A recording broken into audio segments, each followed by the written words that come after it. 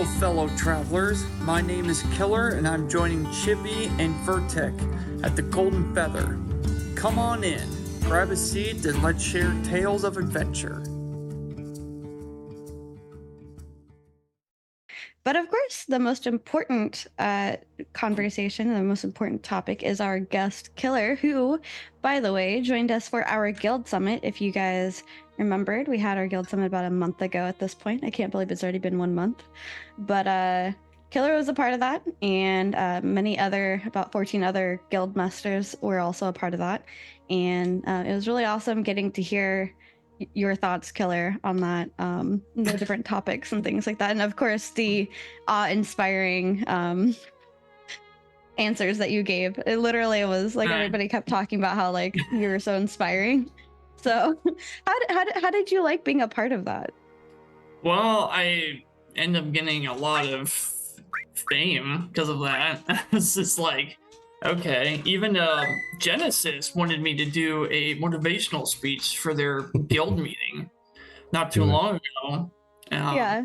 I did a long speech for them. I hyped them up and got them ready for Ashes of Creation, but they're mostly just playing PAX Day at the moment.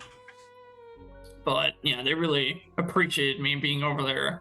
I was like, I can make this into a full career. Like, there you go. So half the time I'm just winging it, but half the time I'm writing down the speech in my head at work all day. I'm just thinking to myself, all right, I'm going to say this, I'm going to say this, I'm going to use my hand like this. It's like half and half planned and half just out of the blue. Motivational Baron speaker, new title. Let's get a Cameo account, and there you go. Yeah, there you go. Love it. Have you been a guild leader before, like for other games? Yeah, actually. I've been a guild leader for World of Warcraft Season Discovery. Nice. I also did the Wrath of the Lich King Classic era as well, but I wasn't really as big as I was in Season Discovery. We were mostly in Chaos Vault server at the time. But then the server got locked, and we all transferred over to Crusader Strike. And Crusader Strike turned out to just be a toxic streaming server. So, and a lot of us just kind of just didn't like Season Discovery anymore. And then, and then a buddy of mine who was in Dunehold told me about Ashes of Creation. I got interested in it, and then one thing led to another. I ended up reinventing my guild, and here I am. So, since you put together Stormwalker of nothing but orc races, what drew you to the orc races specifically, and what made you want to make a guild with just orcs? I love orcs. They're my favorite fantasy race for literally in every different forms. Warhammer, World of Warcraft, Elder Scrolls, D&D, all of it. I don't know, I just always found them more fascinating, more interesting. I like their whole entire persona. It's just really, really fun. Back when I was running my guild in Season of Discovery, it was all racial included at the time, but it blew up too big and too fast for me and my officers to keep up because it was just starting to get a little out of hand. Yeah. I figured single race guild helped slow down the process a bit. It helped me more hand-pick select individuals. And I've secretly always wanted to do an all-orc guild. I just never really had the opportunity up till now. Yeah. I didn't do it in Season of Discovery because most of the people in my guild were playing other races besides orcs, and there were so many different races to play from in that game. But in Ashes of Creation, you have a single humans, elves, dwarves, orcs, and then the Tolnar. I just figured, make it an all orc. Why not? I love orcs. I want to make an all orc guild. You guys didn't have any all orc guilds in the RP community, so I figured, why not? Bring it. Hey, you don't have it, build it, right? Exactly. Hey, nice. Welcome in. Welcome in, nice. Don't doubt a green or red meaty boy. Yeah, and then Penumbra says, in D&D, orcs are for killing. I'm stuck in the 2nd edition. Oh, lordy. So, now though, we kind of circle back to what's the most exciting thing that you're looking forward to with running a guild in Ashes of Creation. Mostly I'm most looking forward to is one day holding my own node. I don't expect like a Metropolis level node. Like that seems like a lot of work. If I can maybe probably get enough support, but one day I'll hopefully become mayor and manage to like my own very own all orc city, all node style as well. And I'm really looking forward to the node war systems, the world PvP, the PvP, because I'm really into the PvP stuff. The PvE, I'm like, whatever, PvE is going to be PvE. Rating is rating. Like I've had like some drama history with like rating and all that. So I mostly kind of want to focus on the PvP aspects of it. But if I have an officer who wants to focus on the rating stuff, like that'd be good to have. You can help manage with the rating PvE stuff. You can focus on all of that, and I can focus on what I want to do. Right. Yeah, so that's what I'm mostly looking forward to, is just to create an all-orc city. Okay. Oh wow, that's gonna take some effort right there. Oh yeah. Have you planned out how you're gonna make that happen? Well, first of all, I'm gonna make sure that the entire node is gonna be orcs and orcs only. And if there's any other person who come into our lands, if they're friendly, make sure that I'll just do trading stuff with them. But if they're enemies, we just go up on them. We create like a huge port, seaport for trading between seas. We'll create trading routes, and then we'll wage war with anybody who we want. Because we're orcs, that's what we do. We wage war, we fight. That's just what we love. We just love to do that. Life is fight, fight is life. Yep, basically. But, it's not like we're going to make everyone our enemies. Like, we're going to have allies, obviously. Probably with neighboring nodes and stuff. But that's just, that's waiting until, like, the future. Right now, it's all just planning and dreaming of creating an all-orc kingdom. An orc empire. Nice. Orc empire forever. Now, so what's the general approach for Stormwalker? Is it going to be legitimately everyone else's enemies unless proven otherwise, or is it going to be a more diplomatic approach, but just quick to warring and quick to aggressiveness, or somewhere in the middle? That's a good question. I've already made a lot of friends with other guilds, so to turn them into enemies is going to be a little challenging for me.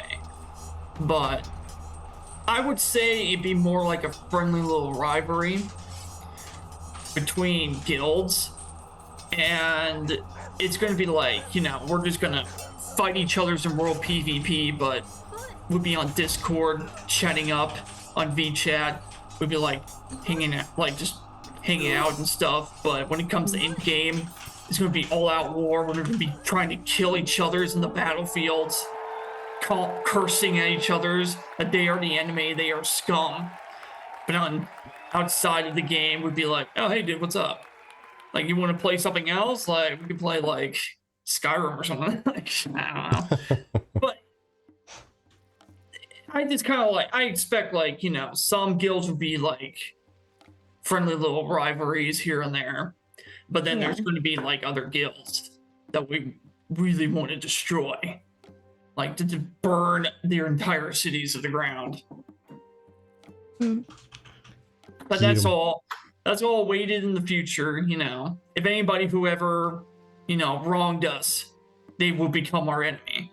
We have a specific channel for that, like kill on site channel, and then we have a ally channel of the list of people who are our allies, or somebody we can just have a friendly little world PvP rivalry battle with.